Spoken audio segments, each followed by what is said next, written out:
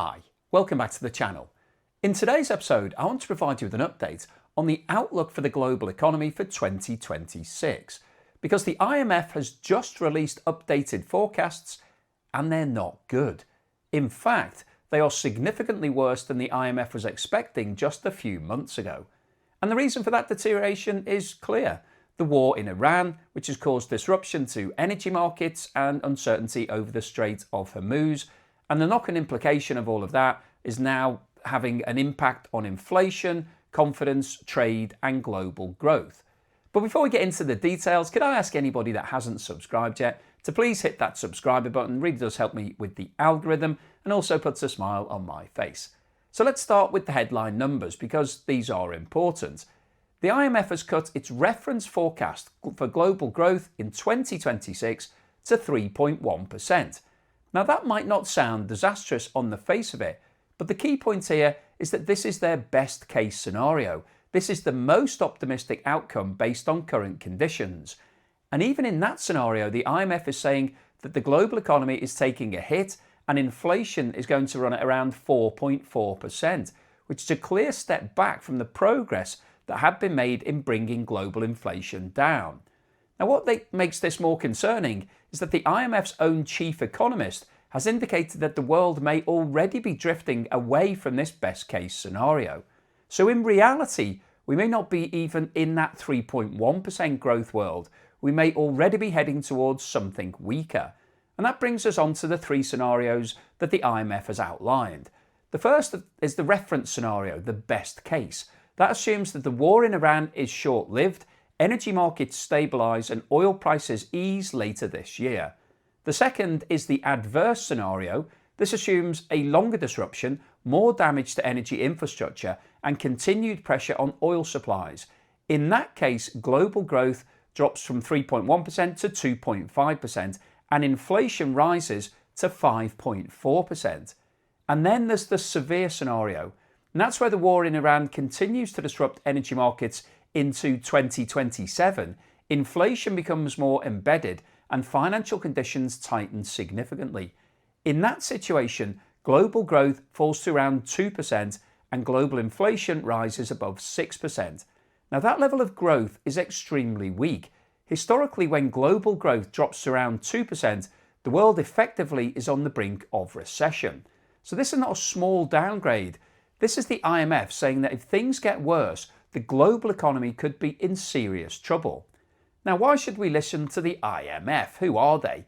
Because this is exactly what that organisation was set up to do. It monitors the global economy, assesses risks and advises governments and central banks around the world. It's not trying to create headlines, it's trying to assess what is actually happening and what could happen next. And the message here is very clear. The war in Iran is acting as a major shock to the global economy and it's working through several key channels. First, higher energy prices. Oil and gas are fundamental inputs into the global economy.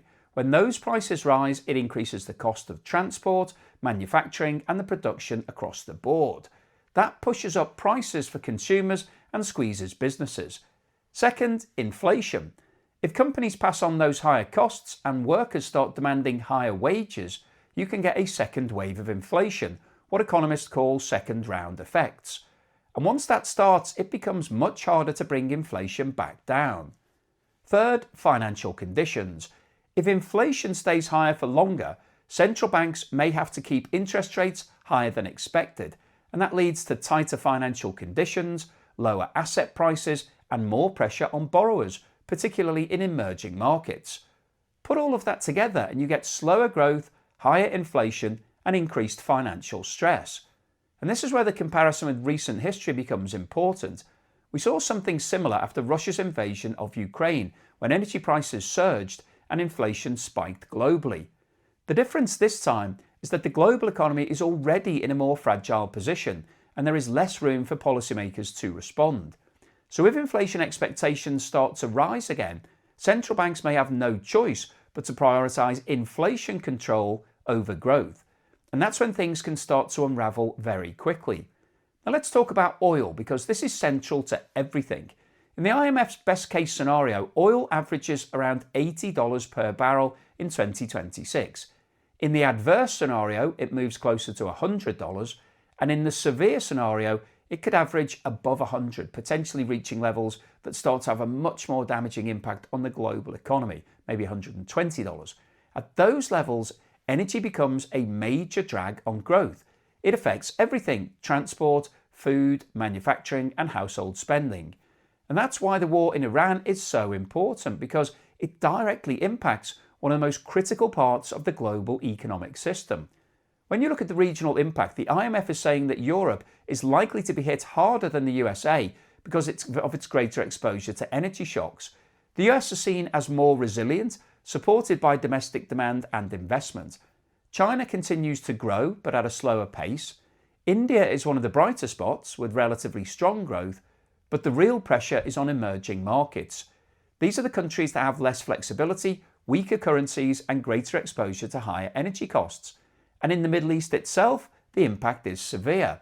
Some countries are facing outright contractions in economic activity as a result of the war in Iran and the disruption that it's causing. So this is not just a developed world issue, this is a global issue with the most vulnerable economies feeling it hardest and first. Now, in terms of policy, the IMF is warning governments not to overreact. There will be a temptation to introduce subsidies, cut fuel taxes, and try to shield consumers from rising costs.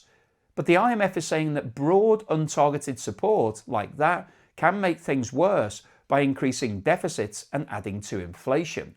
Instead, support should be targeted, temporary, and focused on those who need it most. In other words, don't panic and don't throw money at the problem in a way that creates even bigger issues further down the line. Now, against all of this, we've had a response from US Treasury Secretary Scott Bessent, who's dismissed these forecasts. He's suggested that the IMF and the World Bank may be overreacting and that the US economy will be able to move through this period relatively quickly. But that view does seem at odds with what the IMF is actually saying, because the IMF isn't predicting disaster with certainty, it's laying out a range of possible outcomes. And importantly, it's saying that the risks are clearly tilted to the downside. So dismissing that entirely feels more like a political response rather than an economic one. And I think this is really the key takeaway from all of this. The war in Iran is no longer just a geopolitical story. It's about global growth.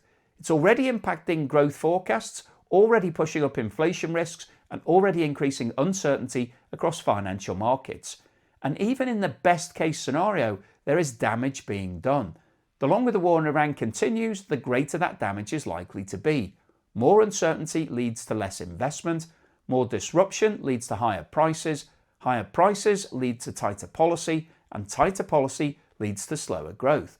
And that's exactly the combination that the global economy does not need right now. So overall, the IMF's message is very clear. Best case, global growth slows down. Middle case, global growth weakens significantly and inflation rises again. Worst case, the world is on the brink of a global recession. And that is why this matters so much. So hopefully you found today's video useful, informative, and most importantly, thought-provoking. If you have liked what I've said, or maybe you didn't quite like it, but you thought it was interesting, then please give me a thumbs up. Please subscribe to the channel if you haven't done so already. Don't forget, I'm currently running my competition where you can win my property or a cash alternative prize. Please scan the QR code on the screen now or click the link in the description below if you'd like to get involved. It hasn't got that much longer to run, so if you want to get involved, please do so. There's some really good offers on the go at the moment, and it's a bit of fun, hopefully. Thank you so much to everyone that's supporting me in other ways. If you bought me a coffee or sent me YouTube super thanks or signed up as a patron or a member, thank you so much for that support. It really does help to keep me focused and making as many videos as I can. I'd also like to mention that the Joe and Naz channel is live and our latest video is now out. It was a trip to an afternoon tea, something I absolutely love. And this is the first time that I've done it with Naz. And so you can see his reaction. He's not as experienced as afternoon teas as me. It's quite fun. I think you're going to enjoy it. Hopefully you can watch that and support us by subscribing and watching some of the other videos, because we're at a very early stage. We need to grow all of our numbers just to keep YouTube happy. So there's a link at the end of today's video that'll take you straight through to that one. And in the meantime, here is something to put a smile on your face.